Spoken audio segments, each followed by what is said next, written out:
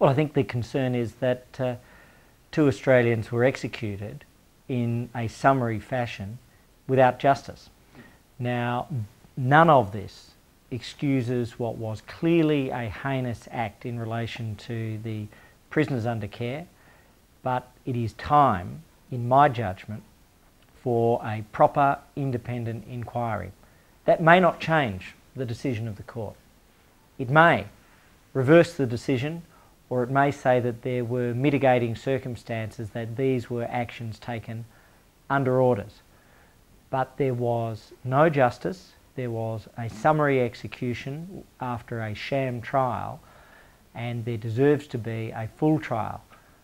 This will not ever excuse their actions, but similarly it is clear that the actions of the colonial administration, of those who were running the Boer conflict, were equally reprehensible. And if there is a stain on the historic record, we need to address it. Well, I actually agree with Geoffrey Robertson. Not only is he probably the most esteemed international jurist in the human rights space that Australia has produced in the last half century, but I think he's right. What he is saying is the underlying act was unforgivable, and so we must never try to gloss over that, and we must acknowledge responsibility as a country. However, the response was equally reprehensible, where there were many people involved, only Australians were selected out. The third member of the Australian team that was convicted was subsequently subject to a commutation as a result of actions by Sir Isaac Isaacs, and was in fact released from prison. So of the three members, two were executed, the third one was released, and the Australian government of the time responded in 1903 by changing the law so as no Australian serving under the British military authorities could ever again be subject to execution. So it's clear that this is not just a historical rewriting, but the fact that at the time there was no chance to prepare a defence, there was no chance to call defence witnesses, there was no chance to plead the primary case of acting under express clear orders and indeed British policy, and there was no chance for the Australian government to be notified, and finally there wasn't even a chance for appeal. There was a conviction in the evening and an execution in the morning. These things say that the process, the procedure, the trial context were clearly those of a show trial, no matter how unforgivable the subject of that trial was. I think that there is a recognition that there was a sham trial process. Let's be clear.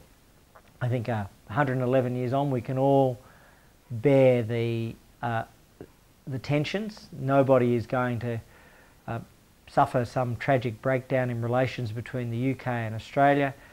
We're all far enough on that we can deal with this. If there is a historic wrong, then let us right it. And remember this, that one egregious wrong, which was the killing of the prisoners, does not justify another egregious wrong, which was a selective sham show trial and summary execution. Well, the Attorney General of Australia, as he then was, determined that there was a manifest injustice and the case for a review. That is something of significance. It is a great matter of regret that subsequent Attorneys General have not seen fit to pursue justice for the Australian historic war record and for the individuals involved. Again, no excuse for the actions. All of those involved needed to be brought to justice. But the question is, was there proper justice, and what should have been the level of that justice? The fact is that there was a policy and clearly orders that certain steps be taken. Well, if those orders were present, that has an impact on the decision. It never excuses something which is arguably a war crime. I don't think actually arguably is the right word, which was undoubtedly a war crime. But similarly, in that context, the question is, who was responsible? Why were the 3 Australians the only ones picked out?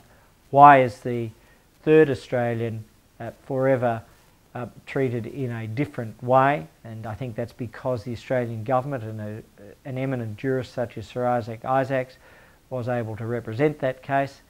So what we see is that there was an underlying wrong which certainly deserved action, but there was the selection of scapegoats rather than an inquiry into all of those involved, proper allocation of responsibility, an appropriate trial and appropriate treatment and punishment at an appropriate level for everybody who was engaged in this process.